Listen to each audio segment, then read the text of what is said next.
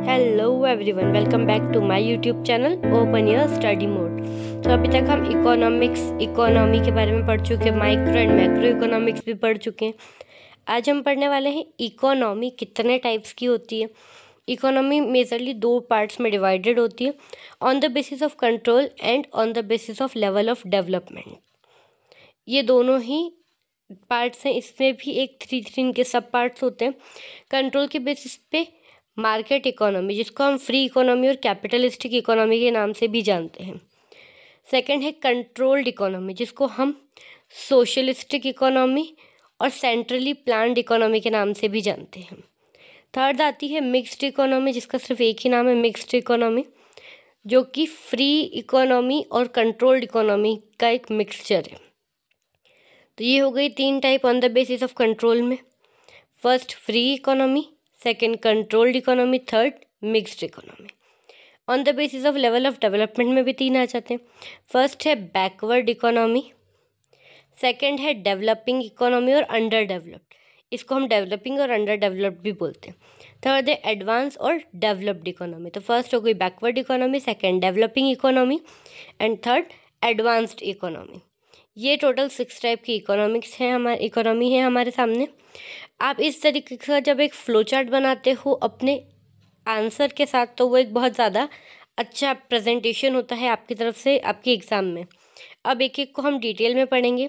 First है market economy और capitalistic economy. Market या कैपिटलिस्टिक इकोनॉमी होती क्या है? The capitalist economy refers to that economy which is fully a free market economy based on demand and supply. यानी एक पूरी तरीके से फ्री मार्केट होता है, जहाँ जो किस पे बेस्ड होता है, डिमांड और सप्लाई पे बेस्ड होता है। Government does not interfere in economic activity. इस मार्केट में जितनी भी इकोनॉमिक एक्टिविटी होती है उसमें गवर्नमेंट का कोई भी इंटरफेरेंस नहीं होता है। यानी कि गवर्नमेंट कोई प्राइस डिसाइड नहीं करेगी कि आप जो गुड्स बना रहे हो उसका गुड्स का प्राइस क्या होना चाहिए, आप वर्कर को कितनी सैलरी दोगे, ऐसा कुछ नहीं डिसाइड करती गवर्नमेंट। प्रॉफिट मोटिव मेन आपका मोटिव होता है, क्योंकि ये फुल्ली फ्री मार्केट है। तो आप सोच सकते हैं ऑनर क्या चाहेगा कि वो गुड्स बनाए, उसे बेचे, उससे ज़्यादा से ज़्यादा प्रॉफिट हो। वो प्राइस भी उस अकॉर्डिंग ही रखेगा वो गुड्स की, ताकि उससे प्रॉफिट ज़्यादा हो। Economic decision are taken independently. Economic decision जो है वो इंडिपेंडेंटली ली जाते हैं, गवर्नमेंट इसमें कुछ भी इंटरफेरेंस नहीं करती है। सेकेंड आ जाता है कंट्रोल और centrally planned economy.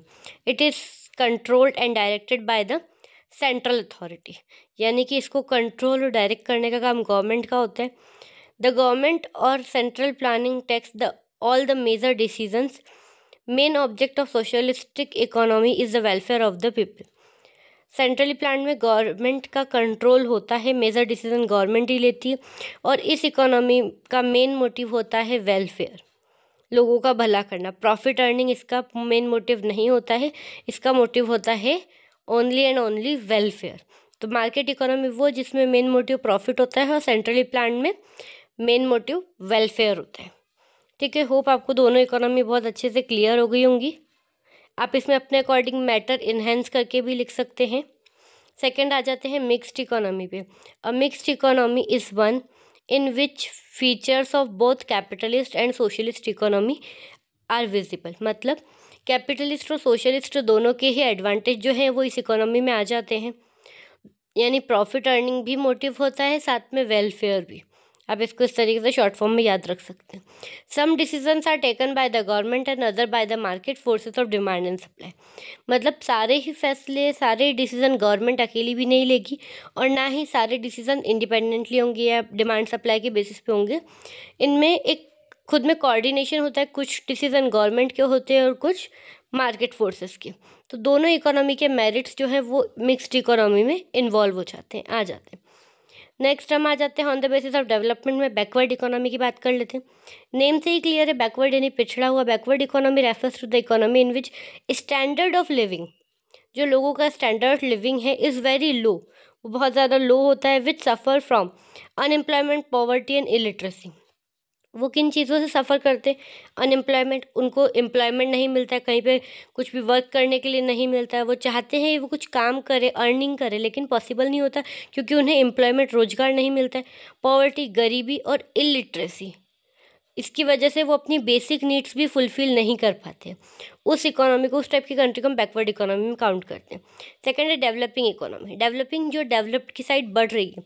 And developing economy is that economy where per capita real income is low in comparison to per capita real income of developed country.